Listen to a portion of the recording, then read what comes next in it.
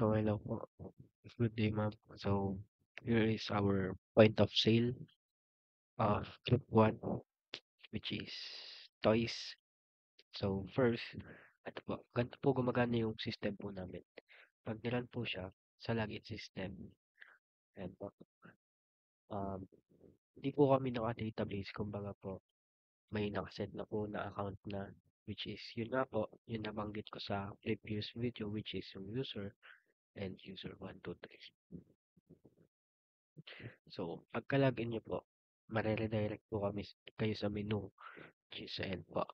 And then, ito po yung mga items po namin sa action figures, building blocks, and outdoor toys. So, ganito po nag-work yung code po namin. So, kada item po dito is may description po. Yung description po is nilagay na lang po namin ng naka-tooltip po. Kaya po, pag tinutok nyo po yung mouse sa item, i-display niya po yung description nung item na po na yun. Which is, kunwari, ito po, si Spider-Man, si Wolverine, tas yung sa fantasy characters po.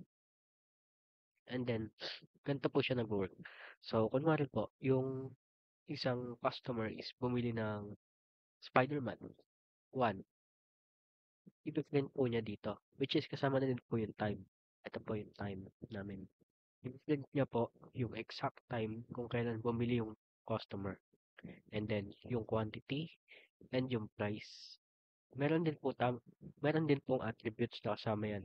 So, kunwari po gusto po ng customer ng, ayan, sa light, kunwari gusto niya full body, i-print niya po full body light. And then, the sound effect, gusto niya po ayan, voice line, i-print niya din po na naka-voice line na siya. And then, mare-remove, mare-remove naman po yung item na yan kapag naman po, tinanggal niyo yung check sa purchase, sa checkbox. And then, pag kinek nyo po ulit, ipiprint niya po ulit yan. And then, for example naman po, bumili siya ng dalawang Wolverine. Ayan. Ayan po. Ipiprint niya po yung quantity and also yung price. And then, kunwari po, ayan, napindot nyo na yung purchase. Print niya po yan. And then, dito naman po sa search button, so, kunwari po, naghanap siya ng mga bicycles. And then, search. Ipapakita niya po yung mga bicycles na tinitinda po namin. Then, kunwari po, quantity is 2. I-print niya po yan. Then, yung gears, pwede siyang mamili ko ng single speed, 3 speed, 7 speed, or 21 speed. And then, i-print niya rin po. And then, nag-purchase. Kunwari po, 0 yung quantity. Hindi po, gagana yung purchase kasi 0 po yung quantity. So, sabi dito, please increase the item quantity. Okay. And then, pag nilagyan natin ng 1, ayan, mapapurchase po. And then, alisin lang po natin yan para bumalik po yung mga item.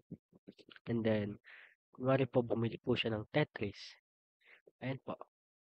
Kunwari po, ito na po yung total na pinili ng customer po natin.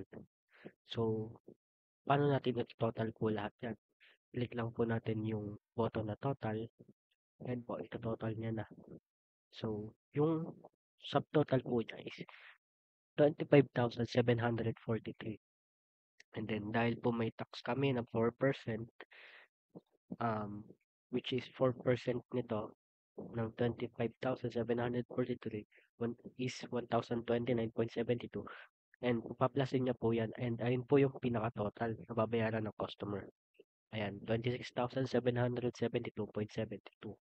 And then, next is may receipt button po kami dito, which is i-print niya po to yung resibo na yan ng customer para kung sakali mang bumalik po yung customer, may papabago siya may problema sa resibo niya, is mababalik niya yung um, alam namin na bumili siya sa amin kasi may resibo siya na dala.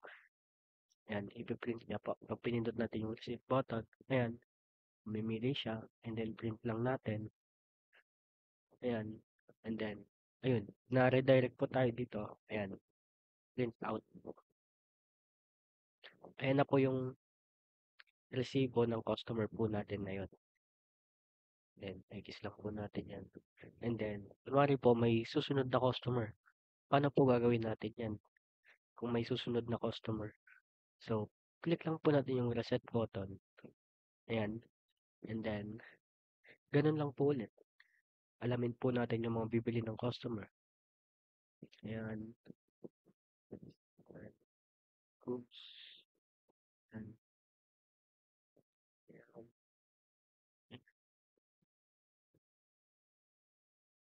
And then, total po muna natin. Kasi pag nireceive po agad natin yan, hindi po ma-receive. I mean, na-receive po siya pero wala pong total. So, total po natin muna. Then, receive. Ayan po. Para may total po siya. Subtotal and then tax. Um, ito po is yung katibayan na nabayaran na ng customer yung item na bibili niya. Ayan. And then, reset lang po ulit hanggang sa hanggang sa ano, tuloy-tuloy lang po 'yan hanggang maubos po yung customer. And then kapag out na po nung nasa cashier natin, pindutin lang po natin yung exit button. Yes, and then babalik siya sa login. So, kunwari naman po may umalit na ibang cashier.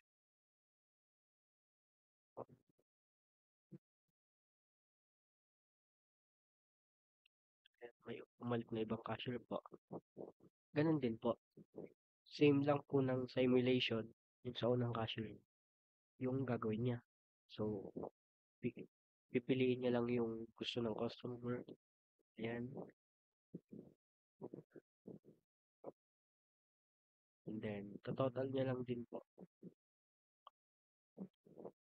May, ayan, total niya lang din po. Ayan. And then, sa reset button po pala namin, meron po kaming function na abort, which is like po, yung kanina. Abort po yung tawag doon.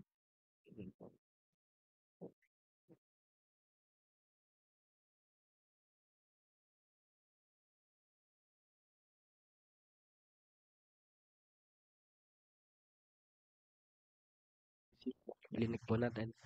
Um, pwede po nating i-set up. So, kunwari po, monochrome kung black and white lang po. Tapos, sa page setup, pwede po natin palitan yung size ng paper natin. So, kunwari po, A4, and then, i-print nyo po yan. Ayan, ayan, magre-redirect po siya dyan. Then, i-print niya po yung papel. I mean, yung resibo ng customer na yun. Then, X lang po natin. Then, reset. So, paulit-ulit lang po yung process. And then, yun lang po. Thank you po.